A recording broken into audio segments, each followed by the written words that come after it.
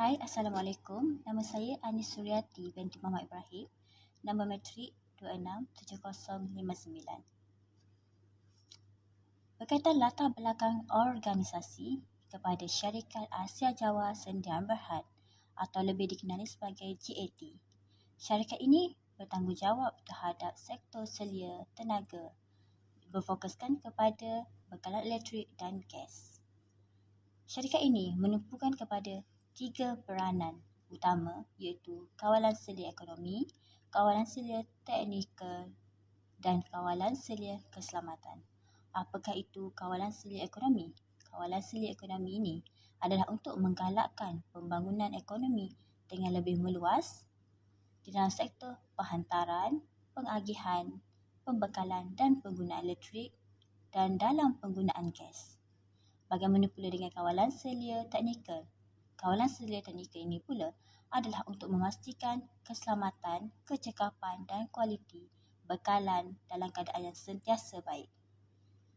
Peraturan keselamatan yang diamalkan adalah bertujuan untuk tanggungjawab melindungi perlindungan industri, penggunaan dan orang awal yang timbul dari penjanaan, penghantaran, pengagihan dan penggunaan elektrik itu sendiri. Dan syarikat GAT ini telah membangunkan sebuah organisasi yang kuat untuk syarikatnya sendiri. Selamat sejahtera, nama saya Pravin Trian Alaki Kakataram, nombor matrik 267357.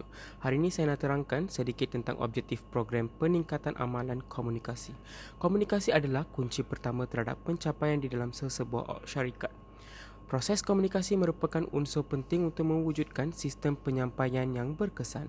Syarikat TAJ Sdn Bhd telah membangunkan sesebuah program untuk peningkatan amalan komunikasi di antara pekerja mereka.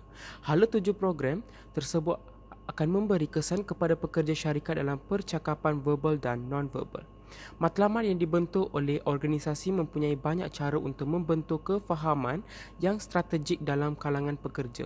Ini adalah objektif program dalam memastikan peningkatan amalan komunikasi yang dilaksanakan syarikat TAJ Sdn Bhd.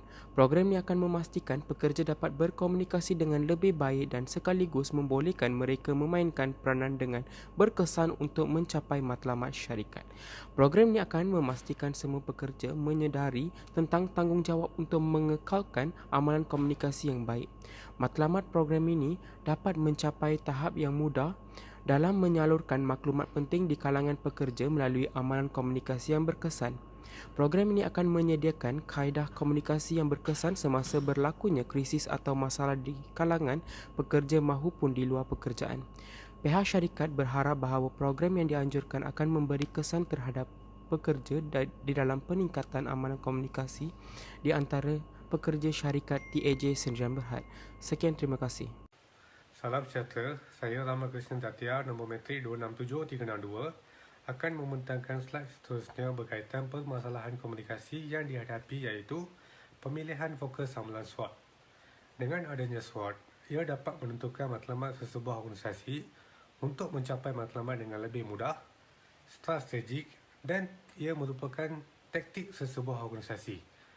Bahagian perhubungan komunikasi memainkan peranan yang penting terhadap pekerjanya kerana memerlukan maklumat dan melaksanakan tugas harian kerana komunikasi adalah kekuatan sesebuah organisasi. Berkenaan isu komunikasi yang dihadapi oleh syarikat JAT, terdapat juga berlakunya ketidakpuasan pekerja dari segi komunikasi di antara pihak pengurusan kerana kurang kemahiran berkomunikasi berkesan antara pekerja dan juga pihak pengurusan syarikat. Seterusnya, dalam pemilihan amalan skuad ini, pekerja mampu memenuhi atau mencapai nilai piawaian individu, maka kepuasan kerja akan dicapai. Penilaian piawaian sesebuah organisasi tidak dapat dipenuhi, maka ketidakpuasan akan berlaku. Syarikat JAT telah menetapkan kemahiran komunikasi seseorang pekerja dalam sesebuah syarikat adalah penting dalam menentukan tahap kepuasan komunikasi untuk mengatasi masalah kelemahan dalam organisasi mereka. Sekian. Selamat sejahtera. Nama saya Sajarau Anak Lelaki Venkatesan, nombor matrik 267376. Saya ingin sambung pembentangan yang ditinggalkan oleh rakan saya iaitu berkaitan permasalahan. Secara umumnya, perancangan itu sangat penting dalam apa jua perkara. Sama juga dalam perkara ini. yang mana perancangan bagi membentuk organisasi ke arah kecekapan sangat penting untuk menjadikan sesebuah organisasi itu mempunyai sumber yang efektif dan juga kecekapan dalam budaya organisasi.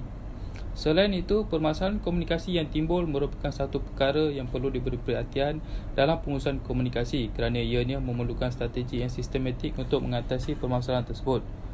Dalam mengaplikasikan SWOT iaitu Strong, Weakness, Opportunity, Threat sangat bermanfaat dalam mengesan kekuatan, kelemahan, peluang dan ancaman dalam aktiviti komunikasi yang boleh menyumbang ke arah pencapaian misi dan visi sesebuah organisasi.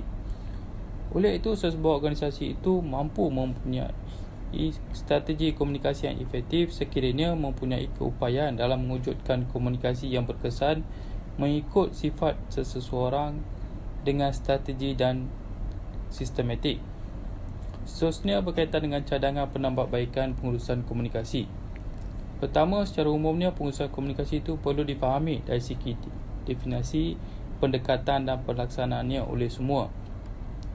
Kedua, pengurusan komunikasi juga boleh diklasifikasikan sebagai satu bentuk kegiatan ataupun aktiviti.